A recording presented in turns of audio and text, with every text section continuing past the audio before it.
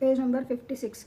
लौकिक व्यवहार के ज्ञान में द्वैत है, ईश्वर के स्वरूप संबंधी ज्ञान में अद्वैत है। व्यवहार के स्वरूप का ज्ञान द्वैत भाव से भरा हुआ है। व्यवहारिक ज्ञान में ज्ञाता और ज्ञेय भिन्न भिन्न है। परमात्मा का ज्ञान होने पर ज्ञाता और ज्ञेय एक बनते हैं। सेवा स्मरण करने से तन्मयता होती है। ईश्वर का अपरोक्ष साक्षात्कार होता है, जिससे वह जीव ईश्वर में मिल जाता है। इसके बाद वह यह नहीं कह सकता कि मैं ईश्वर को जानता हूँ, वह ऐसा भी नहीं कह सकता कि मैं ईश्वर को नहीं जानता। गोपी सब में श्री कृष्ण को देखकर जीव भाव भूल गई थी।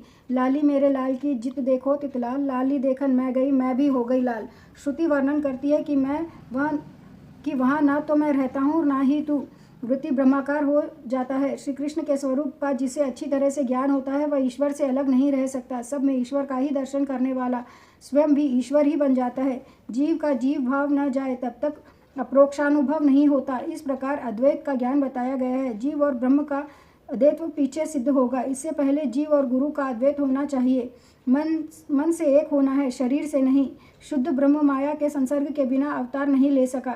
100 टन का सोना नरम होता है कि उसे जेवर की गढ़ाई नहीं हो सकती। हार गढ़ना हो तो उसमें दूसरी धातु मिलानी पड़ती है। इसलिए परमात्मा भी माया का आश्रय लेकर प्रकट होते हैं, परंतु ईश्वर को यह माया बाधक होती है, जीव को माया बाधक होती है। योगी जिसे परमात्मा कहते हैं, उसी परमात्मा से जो मिलता है वह जीव कृतार्थ होता है।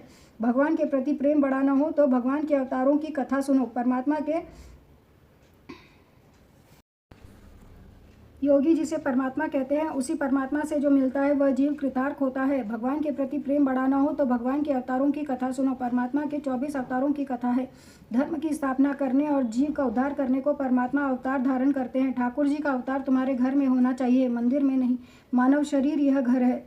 भागवत में मुख्यतः कृष्ण कथा करनी है, परंतु यह कथा आखिर में आती है। भगवान के अवतारों की कथा सुनने से जीवन सुधरता है। भगवान के सारे धर्म जीव में उतरा, यही अवतार हुआ। तीसरे अध्याय में 24 अवतारों की कथा संक्षेप में कही गई है। पहला अवतार सनत कुमारों का, वह ब्रह्मचार्य का प्रतीक है। सब धर्मों में ब्रह्मचार्य पहले आता है। ब्रह्मचार्य के सिवा मन स्थिर नहीं रहेगा। ब्रह्मचार्य से मन, बुद्धि, चित्त, अहंकार पवित्र होते हैं। ब्रह्मचार्य का मिलन करने से अंतःकरण शुद्ध होता है। पहला कदम है ब्रह्मचार्य। दूसरा अवतार वराह है। वराह अर्थात श्रेष्ठ दिवस कौन सा? जिस दिन सत्कर्म हो वह दिन श्रेष्ठ। सत्कर्म में लोभ विघ्न करने आता है। लोभ को संतोष में मारो। वराह अवतार संतोष का अवतार है। प्राप्त स्थिति में संतोष मानो। लोभ को मार कर प्रभु जिस स्थिति में रखे उसी में संतोष मानो। यह वराह अवतार का रहस्य है। तीसरा अवतार है नारद जी का। यह भक्ति का अवतार है। ब्रह्मचार्य का पालन करे और प्राप्त स्थिति में संतोष माने, उसे नारद अर्थात भक्ति मिले। नारद जी भक्ति के आचार्य है। पेज नंबर 56 समाप्त।